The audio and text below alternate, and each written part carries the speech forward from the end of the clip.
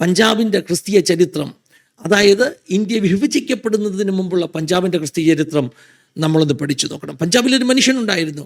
അദ്ദേഹത്തിൻ്റെ പേര് John hide എന്നായിരുന്നു. ജോൺ ഹൈഡ് 1900-കളുടെ ആരംഭത്തിൽ ഇന്ന് പാകിസ്ഥാനിലുള്ള പഞ്ചാബ് സിയാൽകോട്ട് എന്ന് പറയുന്ന സ്ഥലത്ത് താമസിച്ച ജോൺ ഹൈഡ്, അദ്ദേഹത്തെക്കുറിച്ച് പറഞ്ഞേ മതിയാകത്തുള്ളൂ. ഇന്ന് പഞ്ചാബിൽ നടക്കുന്ന ഉണർവിൻ്റെയൊക്കെ പിന്നിൽ ആ മനുഷ്യനുണ്ടായിരുന്നു. ആ മനുഷ്യൻ കണ്ണുനീരിൽ വിതച്ച വിത്തുണ്ടായിരുന്നു എന്ന് പറയേണ്ടിയിരിക്കുന്നു. ജോൺ ഹൈഡിൻ്റെ സ്റ്റോറി എന്താണ്? 1900-കളുടെ ആരംഭത്തിൽ പഞ്ചാബിൽ സിയാൽകോട്ടിൽ അദ്ദേഹം താമസിക്കുമ്പോൾ ദീർഘവർഷങ്ങൾ അദ്ദേഹം നടത്തിയ മിഷണറി പ്രവർത്തനങ്ങളിൽ ഒരു വിശ്വാസി പോലും വിടുവിക്കപ്പെടാതെ വിശ്വാസത്തിലേക്ക് വരാതിരുന്നപ്പോൾ ജോൺ ഹൈഡ് ഒരു തീരുമാനമെടുത്തു. ജോൺ ഹൈഡിനെ അറിയപ്പെടുന്നത് പ്രാർത്ഥനാവീരൻ എന്നാണ്. പ്രാർത്ഥനയ്ക്ക് ഉദാഹരണമാണ് ജോൺ ഹൈഡ്. അദ്ദേഹം എന്ത് ചെയ്തു? അദ്ദേഹം മുട്ടുമേൽ നിന്ന് പ്രാർത്ഥിക്കുവാൻ തുടങ്ങി. അദ്ദേഹം ഒരു വാശി പിടിച്ച പ്രാർത്ഥന നടത്തി. അദ്ദേഹത്തിൻ്റെ പ്രസിദ്ധമാകുന്ന സ്റ്റേറ്റ്മെൻ്റാണ്, എനിക്ക് ആത്മാക്കളെ തരൂ അല്ലെങ്കിൽ ഞാൻ മരിക്കും.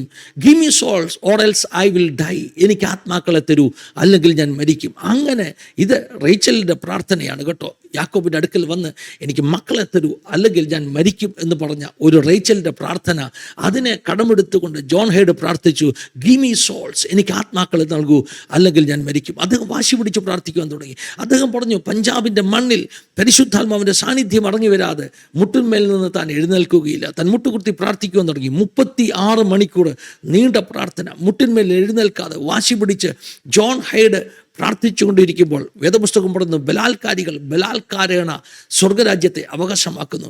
ചിലത് പ്രാർത്ഥനയിൽ പോരാടി പ്രാപിക്കേണ്ടതാണെന്ന് പഠിപ്പിച്ച പ്രാർത്ഥനയാണ് ജോൺ ഹൈഡിൻ്റെ അനുഭവം. തന്മുട്ടിമേൽ നിന്ന് ബലാൽക്കാരേണ പ്രാർത്ഥിക്കുക, കർത്താവേ ഈ ദേശത്ത് നീ തൊടണം, പരിശുദ്ധാത്മാവിൻ്റെ സാന്നിധ്യം ഇവിടെ ഇറങ്ങി വരണം. അങ്ങനെ 1902 അദ്ദേഹം 36 മണിക്കൂർ പ്രാർത്ഥിച്ചു കൊണ്ടിരിക്കുമ്പോൾ 36ാമത്തെ മണിക്കൂറിൽ താൻ പാർക്കുന്ന ആ ഒരു ആശ്രമത്തിൽ വലിയ പരിശുദ്ധാത്മാവിൻ്റെ സാന്നിധ്യം ഇറങ്ങി വന്നു.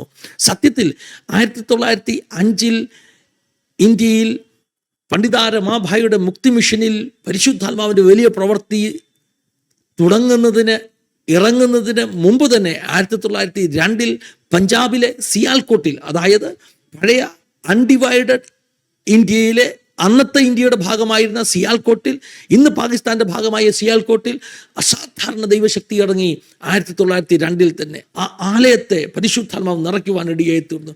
അത് ചരിത്രമാണ്. അതുകൊണ്ട് തന്നെ പഞ്ചാബ് പ്രവിശ്യയുടെ മുകളിൽ മുഴുവൻ ഒരു വലിയ പ്രാർത്ഥനയുടെ മറുപടിക്ക് വേണ്ടി കാത്തിരിക്കുന്ന ഒരു അനുഭവം ഉണ്ടായിരുന്നു. സിയാൽകോട്ടിൽ അന്ന് മുട്ടുമടക്കിയ ആ ഭക്തൻ പറഞ്ഞു, എനിക്ക് ആത്മാക്കളെ തരൂ അല്ലെങ്കിൽ ഞാൻ മരിച്ചു പോകും.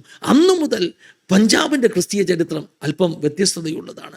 അതുകൊണ്ട് തന്നെ ഞാൻ വിശ്വസിക്കുന്നു, ജോൺ ഹൈഡിനെ പോലെ പഞ്ചാബിൽ മുട്ടുമടക്കി പ്രാർത്ഥിച്ച അനേകരുടെ പ്രാർത്ഥനയുടെ മറുപടിയാണ് നമ്മൾ ഇന്ന് കാണുന്ന പഞ്ചാബിലെ ക്രിസ്തീയ വളർച്ച എന്ന് പറയുന്നത്. അത് ഇന്ത്യയിലെ പഞ്ചാബിൽ മാത്രമല്ല, അങ്ങേപ്പുറത്ത് അതിലും വലിയ വളർച്ച ഉണ്ടാകുന്നു. ഇനി പഞ്ചാബിൽ മാത്രമല്ല, സിന്ധ് പ്രവിശ്യകളിൽ വലിയ ക്രിസ്തീയ വളർച്ച ഉണ്ടാകുന്നു.